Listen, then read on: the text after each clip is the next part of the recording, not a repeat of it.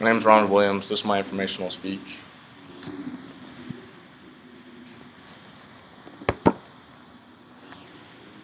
These are my note cards.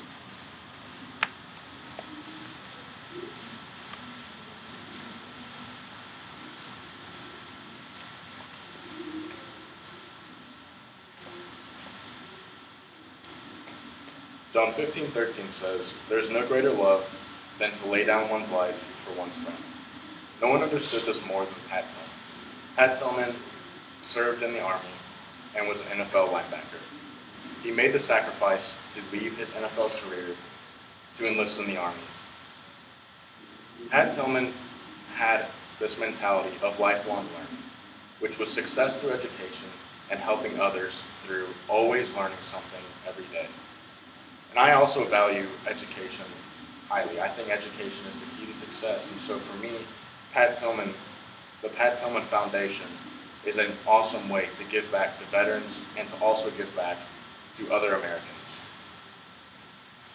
So who is Pat Tillman?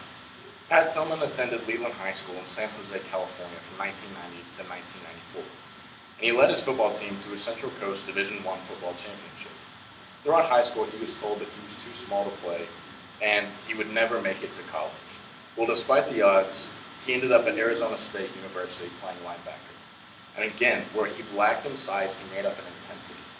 He was a linebacker for Arizona State, and in 1997, they went on to win a Rose Bowl after an undefeated season. But Pat was not just satisfied with that. He also worked very hard in the classroom and made the Pac-10 all-academic football team for 3 consecutive years. On top of that, he was first-team All-American football player. And he earned a BS in marketing and graduated summa cum laude in only 3.5 years. So after he graduated from college, many told him again, "You're too small to play in the NFL." Well, they told him that again when he was in high school, and they told him that again when he was in college. Well, believe it or not, in the 7th round of the 1998 draft, the Arizona Cardinals drafted Pat Tillman. Now, the type of guy that Pat Tillman was he drove a beat-up pickup truck in high school, and he drove the same beat-up pickup truck to college. But even in the NFL, he drove the same beat-up pickup truck, and even in 1998, he did not have a cell phone. Now, on top of all of this, he volunteered at the Boys and Girls Club, the March of Dimes, and he talked to students around the city of Phoenix. He always had a dream for others to succeed and always wanted to instill his vision of lifelong learning into others. But in the wake of 9/11, he looked at what he had accomplished, and he knew that when you look at the life, as he says, when you look at the life we have and the system that we live in, I haven't done a damn thing for this country. So with that being said, in the wake of 9/11, he walked away from his NFL career and enlisted in the Army with his brother. He served in Iraq during Operation Iraqi Freedom in 2003, and then went to Afghanistan for Operation Enduring Freedom in 2004. And in 2004, on April 22nd, Pat Tillman was killed while providing cover fire for his fellow soldiers while they were ambushed in an Afghanistan valley.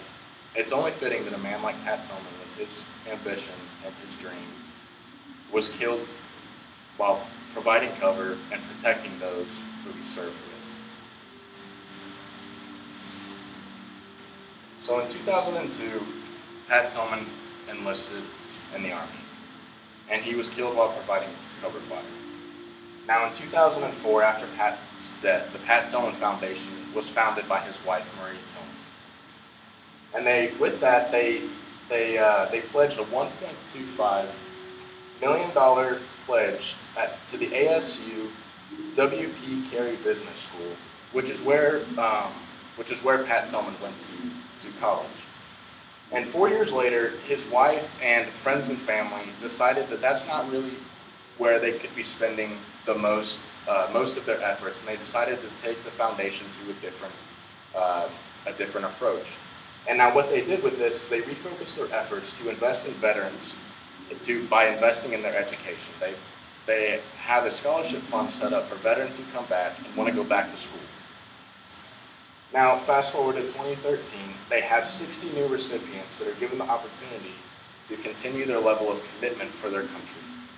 Now, when veterans come back from war, the United States Department of Veteran Affairs reports that 15% of those who came back from the campaign that Pat Tillman served in, 15% returned with PTSD.